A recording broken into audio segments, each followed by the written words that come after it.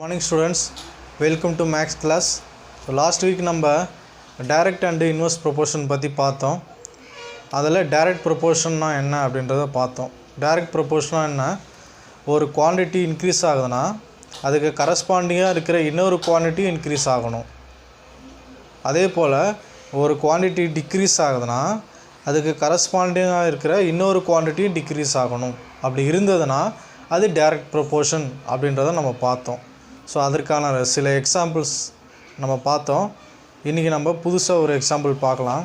என்னென்னா, இப்போ நான் ஒரு சிசர் எடுத்துக்கிறேன், ஒரு லாங் சைஸ் சிசர். இதில் இந்த ரெண்டு கத்தி இருக்குது இல்லையா, இந்த ரெண்டு கத்திக்கு இடைப்பட்ட அந்த ஸ்பேஸ் அதிகரிக்க கீழே இருக்கிற அந்த ஸ்பேஸும் அதிகரிக்குது, அப்படி தானே?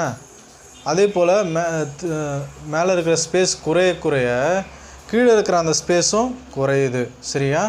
ஸோ ஒரு குவான்டிட்டி இன்க்ரீஸ் ஆகுது, அதுக்கு கரஸ்பாண்டிங்காக இருக்கிற இன்னொரு குவான்டிட்டி இன்க்ரீஸ் ஆகுது. ஒரு குவான்டிட்டி குறையுது, அதுக்கு கரஸ்பாண்டிங்காக இருக்கிற இன்னொரு குவான்டிட்டி குறையுது. ஸோ இது போல் இருக்கிறதால இது டைரக்ட் ப்ரொபோர்ஷனுக்கான ஒரு எக்ஸாம்பிள், சரிங்களா? அதே போல் இன்னொரு எக்ஸாம்பிள் பார்த்தோன்னா என்னென்னா, number of shirts and cost of shirt. இப்போ ஒரு ஷர்ட்டினுடைய விலை 500, 2 ஷர்ட்டினுடைய விலை 1000, 3 ஷர்ட்டினுடைய விலை 1500.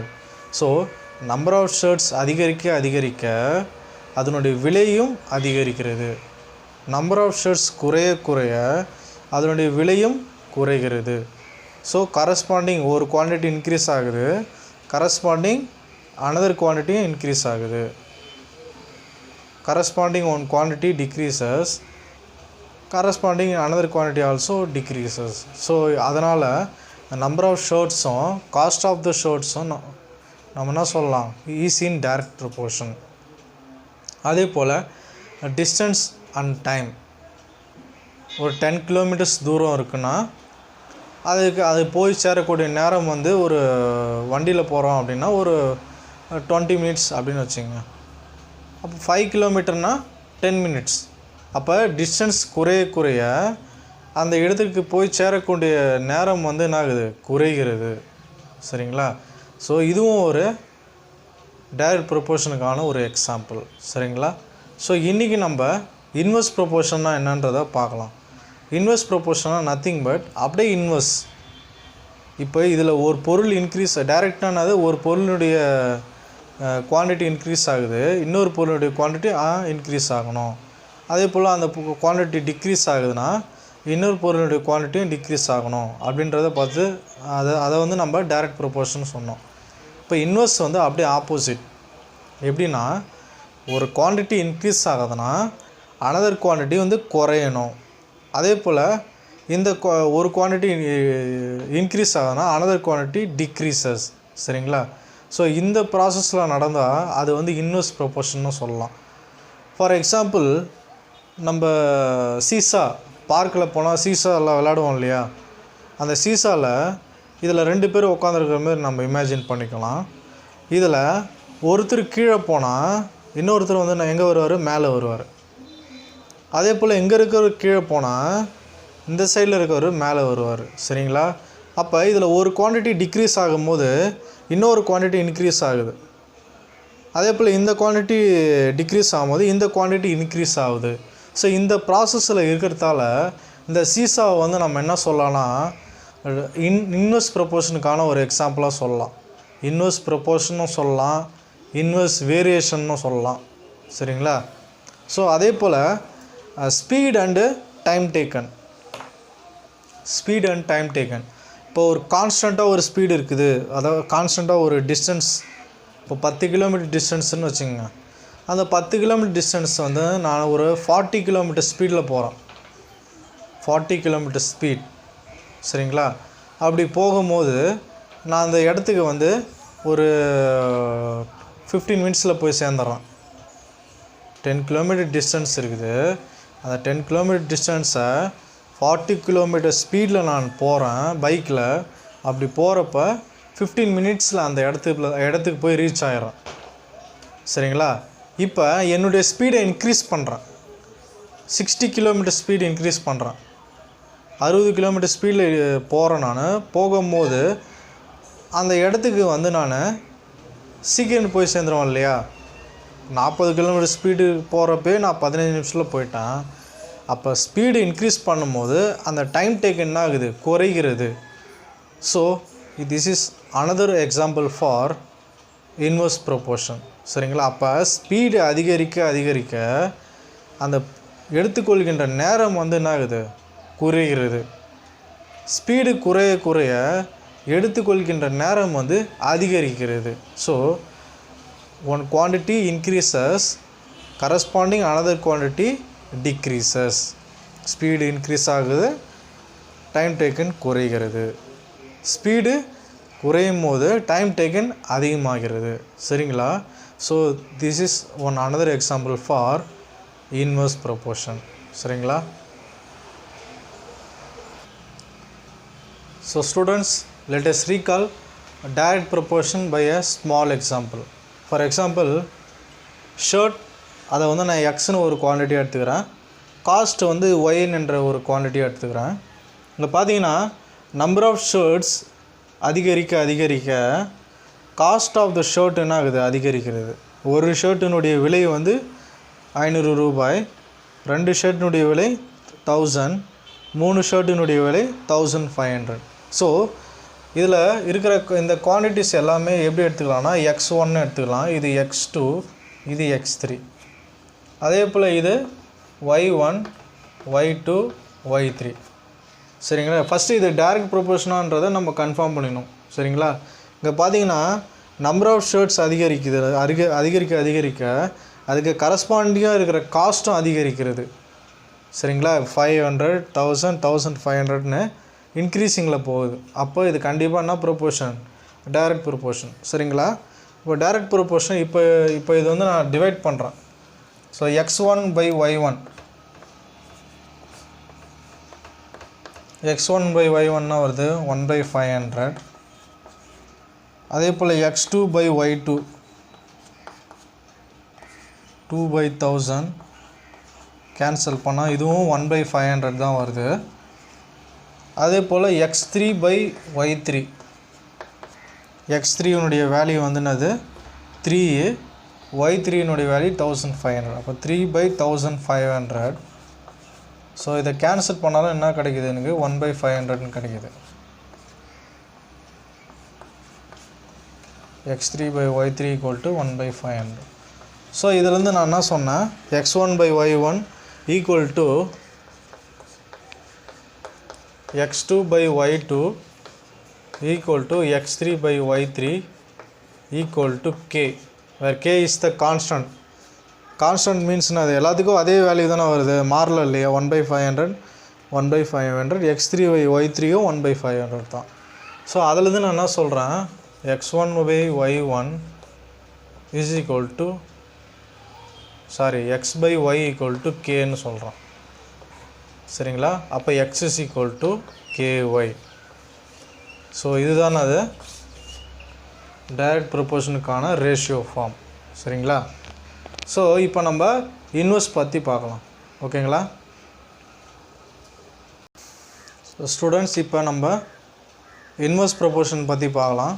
ஆல்ரெடி நான் சொல்லியிருக்கேன், இன்வெர்ஸ் ப்ரொபோர்ஷனானது ஒரு குவான்டிட்டி இன்க்ரீஸ் ஆகுதுன்னா இன்னொரு குவான்டிட்டி கரஸ்பாண்டிங்காக இருக்கிற இன்னொரு குவான்டிட்டி டிக்ரீஸ் ஆகணும். அதே போல் அந்த குவான்டிட்டி டிக்ரீஸ் ஆகுதுன்னா கரஸ்பாண்டிங்காக இருக்கிற இன்னொரு குவான்டிட்டி இன்க்ரீஸ் ஆகணும். இதை தான் நான் சொன்னேன், இன்வெர்ஸ் ப்ரொபோர்ஷன்னு சொன்னேன். சரிங்களா? இப்போ எக்ஸாம்பிள் பாருங்கள். இல்லை நம்பர் ஆஃப் ஒர்க்கர்ஸ் அதை எக்ஸ்ன்னு எடுத்துக்கிறேன், நம்பர் ஆஃப் டேஸ் அதை ஒய்ன்னு எடுத்துக்கிறேன். இங்கே பார்த்தீங்கன்னா நம்பர் ஆஃப் ஒர்க்கர்ஸ் இன்க்ரீஸ் ஆக அந்த நம்பர் ஆஃப் டேஸ் வந்து என்ன ஆகுது? குறையுது. அப்படி தானே? இப்போ அதாவது ஒரு வேலையை 10 பேர் சேர்ந்து ஒரு குறிப்பிட்ட நாளில் முடிக்கிறாங்க. அதே வேலையை 20 பேர் சேர்ந்தால் அந்த வேலையை சீக்கிரம் தானே முடிப்பாங்க. 10 பேர் செய்யும் போதே ஒரு 5 நாள் ஆகுதுன்னா இது 20 பேர் சேர்ந்தால் எத்தனை நாளில் முடியும்? ஒரு 2.5 நாளில் முடியும் அப்படின்னு வச்சுக்கோங்க. 2.5 days ஆகும். அப்போ நம்பர் ஆஃப் ஒர்க்கர்ஸ் அதிகமாக அந்த வேலையை செஞ்சு முடிக்கிற அந்த நாட்கள் வந்து என்னது குறையுது.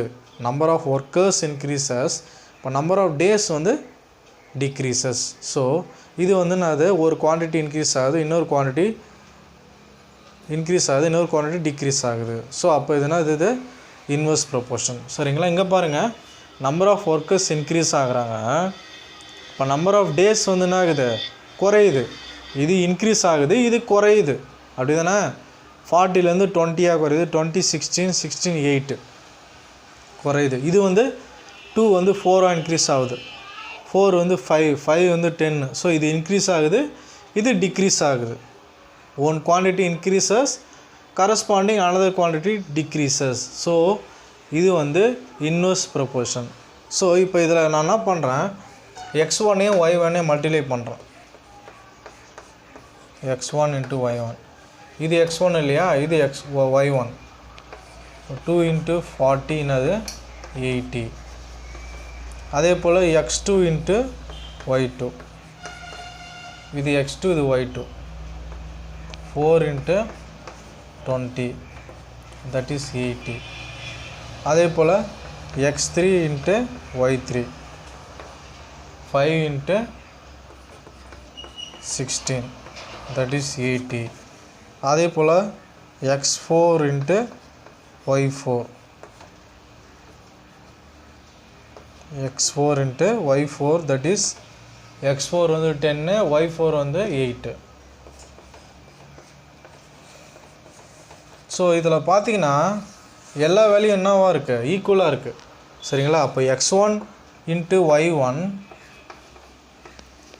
is equal to x2 into y2 is equal to x3 into y3 is equal to x4 into y4. சரிங்களா? ஸோ இதில் தான் நான் அது ரெண்டு மட்டும் எடுத்துக்கிறேன். x1 into x1 y1 equal to x2 y2 equal to 80. சரிங்களா? இப்போ இதில் எல்லா வேல்யூவும் என்ன தான் வருது, 80 தான் வருது. அப்போ 80க்கு பதிலாக நான் என்ன போட்டுக்கிறேன், லெட்டரு கேன்னு போட்டுக்கிறேன். That is constant. x1 y1 equal to k. சரிங்களா? ஸோ இதில் வந்து நம்ம என்ன எடுத்துக்கிறோன்னா, நம்ம சம்மு சால்வ் பண்ணுறதுக்கு இது மட்டும் தான் தேவை. x1 y1, அதாவது நம்ம லாஸ்ட்டாக என்ன பார்த்தோம், direct ப்ரொபோர்ஷனுக்கு x1 by y1 is equal to x2 by y2. இதை வச்சு தான் நம்ம என்ன பண்ணோம், டைரக்ட் ப்ரொபோர்ஷனுக்கு சால்வ் பண்ணோம். அப்படி தானே? இன்வெர்ஸ் ப்ரொபோர்ஷனுக்கு இதை யூஸ் பண்ணோம். இன்வெர்ஸ் ப்ரொபோர்ஷனுக்கு x1 into y1 equal to x2 into y2. ஏன் இதை இன்வெர்ஸ் ப்ரொபோர்ஷன் சொல்கிறேன்னா, இப்போ நம்ம இதில் வந்து x1 y1 உடைய வேல்யூ தான் இதில் x2 y2வும் இது ரெண்டுமே இதுவாக தான் இருக்கும். ஆனால் இங்கே பார்த்தீங்கன்னா இந்த x2 வந்து இங்கே வரும்போது டினாமினேட்டரில் போயிடுமா, x1 by x2 equal to இங்கே ஆல்ரெடி y1 இருக்கு இல்லையா, இதை அப்படியே வச்சுக்கலாம். சாரி, இந்த y1 வந்து இங்கே போகிறப்ப இது போல் மாறிடுமா. சரிங்களா? இப்போ x1 வந்து x1 x2 டிவைட் பண்ணால் இதனுடைய இன்வெர்ஸாக என்ன இது y2 by y1. சரிங்களா? இப்போ நம்ம இந்த இதிலே பாருங்கள், இதில் x1 உடைய வேல்யூ என்னது 2 by x2 உடைய வேல்யூ என்னது 4. டிவைட் பண்ணான்னா வருது 1 by 2 வருது, கேன்சல் பண்ணலாம். அப்படி தானே? இப்போ அதே போல் y2 என்னது 20, y1 வந்து என்னது 40. கேன்சல் பண்ணுங்கள், 1 டைம் 2 டைம், இப்போ 1 by 2. இப்போ அதில் என்ன தெரியுது, x1 by x2 is equal to y2 by y1 inverse. சரிங்களா? அதனுடைய தலைகீழ் தான் அது அந்த ப்ரொபோர்ஷனாக இருக்கும். ப்ரொபோர்ஷனானது அந்த ரேஷியோ. சரிங்களா? ஸோ அதனால் அதுலேருந்து தான் இது வருது. x1 by x2 இதை நம்ம டிவைட் பண்ணால் இதனுடைய ப்ரொபோர்ஷன், இதனுடைய இன்வெர்ஸ் தானே அது y2 by y1. சரிங்களா? ஸோ இதெல்லாம் நம்மளுக்கு தேவையில்லை, நம்மளுக்கு இது மட்டும் தான் தேவை. x1 y1 equal to x2 y2. Inverse ப்ரொபோர்ஷனாக இருந்ததுன்னா இதை எடுத்து நம்ம யூஸ் பண்ணுவோம். டைரக்ட் ப்ரொபோர்ஷனாக இருந்தால் இதை எடுத்து யூஸ் பண்ணுவோம். x1/y1 = x2/y2. ஸோ இது ரெண்டு தான் வெரி வெரி இம்பார்ட்டன்ட். இது ரெண்டும் தெரிஞ்சால் தான் நம்மளால் சம்ஸ் போட முடியும். சரிங்களா? ஸோ அடுத்தது எக்ஸாம்பிள் 2 பார்க்கலாம். Example 2, 60 workers can spin a bale of cotton in 7 days. 60 பேர் சேர்ந்து ஒரு பேல் ஆஃப் காட்டன்னா ஒரு பெரிய காட்டன் அதை ஸ்பின் பண்ணுறாங்க, அதை ரோல் பண்ணுறாங்க. அந்த ரோல் பண்ணுறது எத்தனை நாள் எடுத்துக்கிறாங்க? 60 பேர் சேர்ந்து 7 நாள் அந்த காட்டனை உருட்டிடுறாங்க. அப்போனா in how many days will 42 workers spin it? அப்போ அதே வேலையை 42 பேர் சேர்ந்து எத்தனை நாளில் ஸ்பின் பண்ணுவாங்க, எத்தனை நாள் அதை உருட்டுவாங்க அப்படின்னு கேட்குறாங்க. சரிங்களா? இங்கே பாருங்கள், நம்பர் ஆஃப் ஒர்க்கர்ஸ் குறையிறாங்க அப்படி தானே, 60லேருந்து 42 குறையுது. அப்போ கண்டிப்பாக 7 days விட அதிகமாக ஆகுமா அல்லது கம்மியாகுமா? எடுத்துக்கொள்கின்ற நாட்கள் கண்டிப்பாக என்ன ஆகும்? அதிகமாகும். ஏன்னா ஆட்கள், அதாவது number of workers குறையிறாங்க.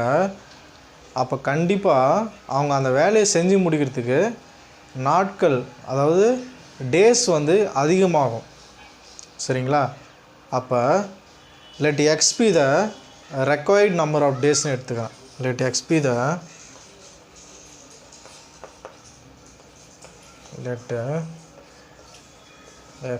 the required number of days. So இங்கே பாருங்கள், என்னென்ன குவான்டிட்டி கொடுத்துருக்காங்க. First number of workers, number of days, அது ரெண்டுத்தையும் நம்ம தனியாக எழுதிக்கலாம். Number of workers and number of days.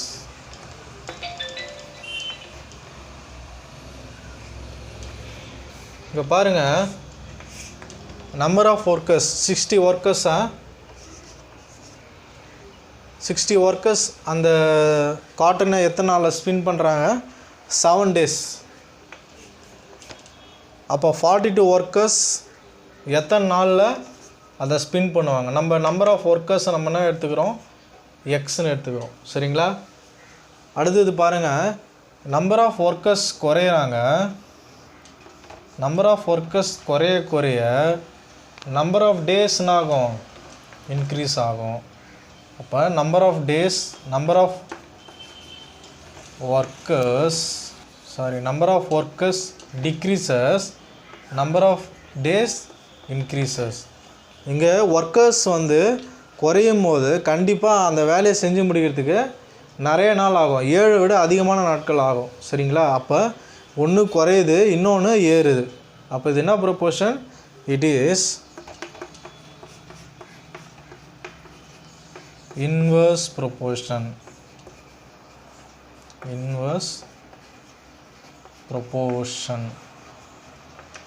அப்போ இன்வெர்ஸ் ப்ரொபோர்ஷனாக என்ன யூஸ் பண்ணோம்? x1 into y1 is equal to x2 into y2. So இந்த குவான்டிட்டியை வந்து நான் எக்ஸ்ன்னு எடுத்துக்கிறேன், இந்த குவான்டிட்டி ஒய்ன்னு எடுத்துக்கிறேன். அப்போ இது என்னது? x1, இது x2, இது y1, இது y2. சரிங்களா? இப்போ சப்ஸ்டிட் பண்ணுங்கள். x1 உடைய வேல்யூ 60 இன்ட்டு y1 உடைய value 7 is equal to x2 உடைய வேல்யூ 42 இன்ட்டு y2 உடைய வேல்யூ x. ஸோ நம்மளுக்கு வேண்டியது என்னது? x, that is number of days required. சரிங்களா? ஸோ இந்த எக்ஸ் இங்கே வச்சுக்கோங்க. இந்த 42 வந்து இங்கே வரும்போது நான் ஆகிடும், டிவைடில் போயிடும். x is equal to 60 into 7/42. சரிங்களா? அடுத்தது நம்ம இதை கேன்சல் பண்ணலாம். 7 42 கேன்சல் பண்ணலாமா? how many times? So 1 7s are 7, 6 7s are 42. சரிங்களா? இப்போ அந்த 60யும் 60யும் கேன்சல் பண்ணலாம். 1 6 are 6, 10 6 are 60 சரிங்களா. அப்போ x is equal to 10. மற்ற இதெல்லாமே கேன்சல் ஆகிடுச்சு இல்லையா. அப்போ 10 days. therefore 42 members அந்த வேலையை 10 daysல செஞ்சு முடிப்பாங்க சரிங்களா. இங்கே பாருங்கள் 60 members வந்து 7 daysல பண்ணுறாங்க. அப்போ இங்கே நம்பர் ஆஃப் ஒர்க்கர்ஸ் குறையும் போது நம்பர் ஆஃப் டேஸ் இன்க்ரீஸ் ஆச்சா.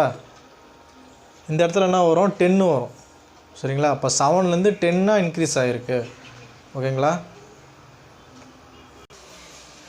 Example 3, a farmer has enough food for 144 ducks for 28 days. If he sells 32 ducks, how long will the food last? அதாவது ஒரு ஃபார்மர்கிட்ட 144 டக்ஸ் இருக்குது. அந்த 144 டக்ஸுக்கு தேவையான உணவுகள் எத்தனை நாளைக்கு 28 நாளைக்கு தேவையான உணவுகள் இருக்குது சரிங்களா. அப்போ அவர் என்ன பண்ணுறாரு, இதில் 144லேருந்து 32 டக்ஸை விற்றுடுறாரு. அப்போ மீதி இருக்கிற டக்ஸுக்கு எத்தனை நாளைக்கு அந்த உணவு இருக்கும், எத்தனை நாளைக்கு இருக்கும் அப்படின்னு கேட்குறாங்க சரிங்களா. இப்போ பாருங்கள்,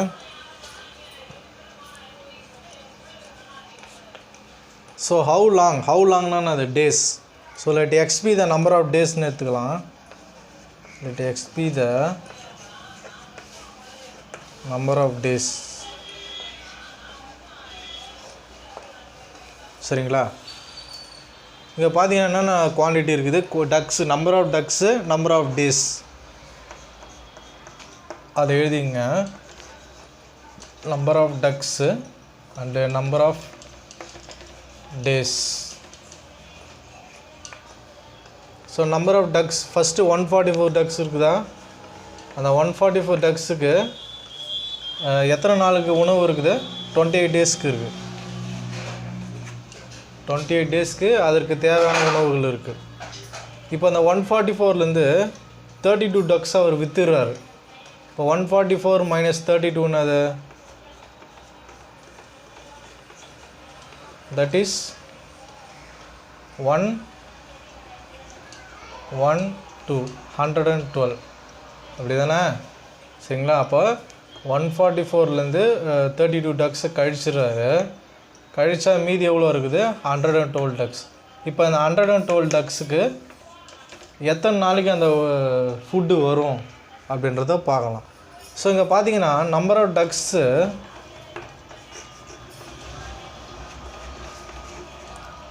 டிக்ரீஸ் ஆகுது அப்படி தானே. நம்பர் ஆஃப் டக்ஸு குறையுதுன்னா கண்டிப்பாக இந்த டேஸ் வந்து என்ன ஆகும், இன்க்ரீஸ் ஆகுமா. அதாவது 144 டக்ஸுக்கே 28 நாளைக்கு அந்த உணவு வருது. இங்கே 144லேருந்து 112 மாறிடுச்சு.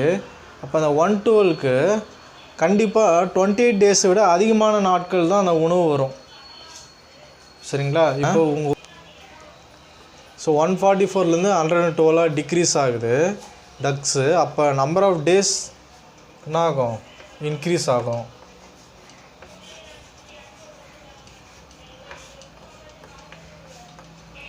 சரிங்களா. அப்போ ஒரு quantity decreases, corresponding another quantity increases. therefore it is inverse proportion. So inverse proportion ஆனது x1 into y1 is equal to x2 into y2. So ஒரு குவான்டிட்டி இது எக்ஸு, இது y குவான்டிட்டி. ஸோ x1 வந்து அது 144 into y1 வந்து 28 is equal to x2 வந்து அது 112 and y2 is x. So x is equal to 144 into 28. இந்த 112 இங்கே வந்துச்சுன்னா டிவைட் ஆகிடும். இட் இஸ் 112 சரிங்களா. இப்போ நம்ம இதை நம்ம கேன்சல் பண்ணலாம். இது ரெண்டுத்தையும் 2 டேபிளில் பண்ணலாமா. 5 2s are 10, reminder 1, 12 6 2s are 12. இது cancel. 7 2s are 14, 2 2s are 4. திரும்ப 2 டேபிளில் பண்ணலாமா? 2 2s are 4, ஒரு ரிமைண்டர் 1 16, 8 2s are 16. அகெயின் இதை பண்ணுங்கள். 3 2s are 6, remainder 1 12, 6 2s are. Again 2 table 1 2s are 2, 4 2s are 8. Again 2 table 1 2s are 2, remainder 1 16, 8 2s are 16. Again 2 table அல்லது இதே நம்ம 7th table அடிக்கலாம். 7s are 14, 4 7s are 28. Again 1 2s are 2, 2 2s are 4. சரிங்களா? இப்போ x is equal to 2 into 18, that is 2 into 18 is 36. So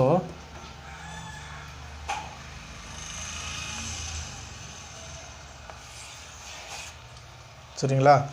அப்போ 144லேருந்து 112 குறையும் போது days வந்து 28லேருந்து 36 அதிகமாகுது. Number of days number of ducks decreases, number of days increases. அதுக்கு தேவையான உணவுகள் வந்து நாட்கள் அதிகரிக்கும். சரிங்களா? Example 4, 6 pumps are required to fill a water sump in 1 hour 30 minutes. What will be the time taken to fill the sump if one pump is switched off? 6 pump 6 pump சேர்ந்து ஒரு சம்பை 1 hour 30 minutesல ரொப்பிடுது.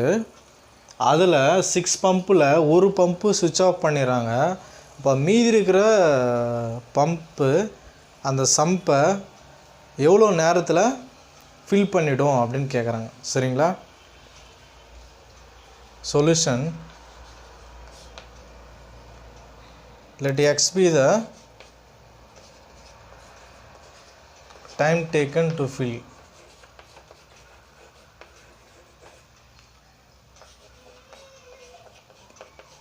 To fill the sump அப்படின்னு வச்சுக்கலாம். இங்கே என்னென்ன quantity இருக்குது? Pump இருக்குது, time taken இருக்குது. சரிங்களா? 2 குவான்டிட்டி இருக்குது. Pump number of bumps,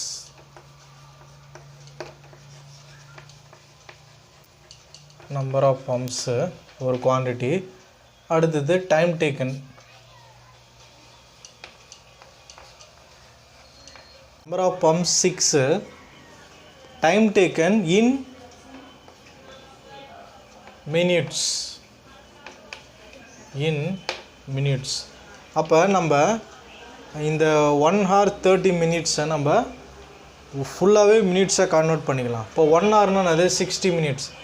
so 60 + 30, that is 90. சரிங்களா?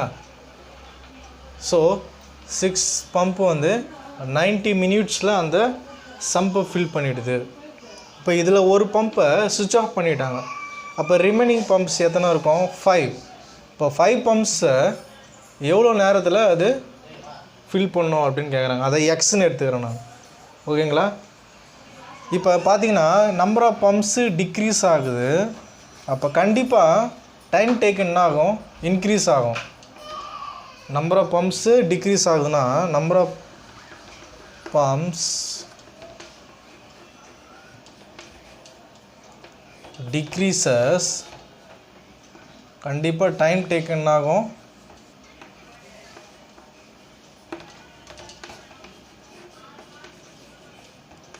Time taken increases.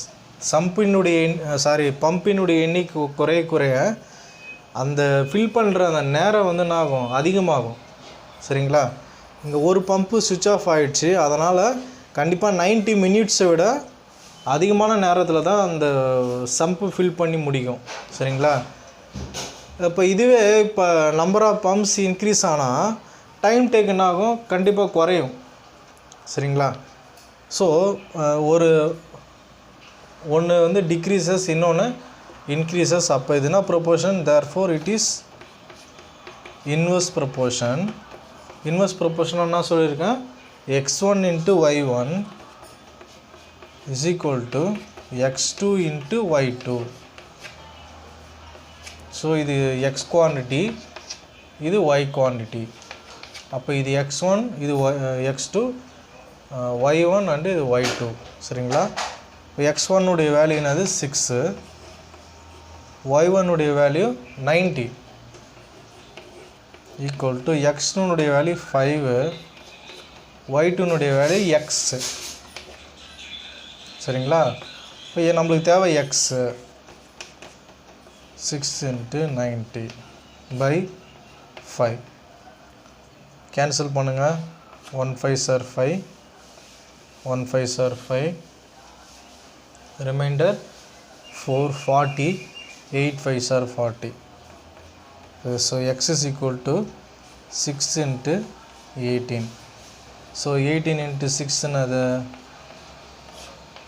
6 8 48 8 4 6 6 1 6. So 108 minutes. So 108 மினிட்ஸ்னால் இதில் எத்தனை 60 இருக்குது, ஒரு 60 இருக்குது, அப்படி தானே?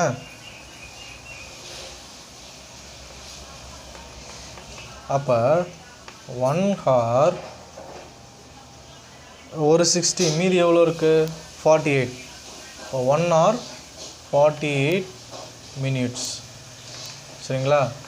ஸோ அந்த 5 பம்பு வந்து அந்த சம்பை 1 hour 48 மினிட்ஸில் ஃபில் பண்ணிடும்.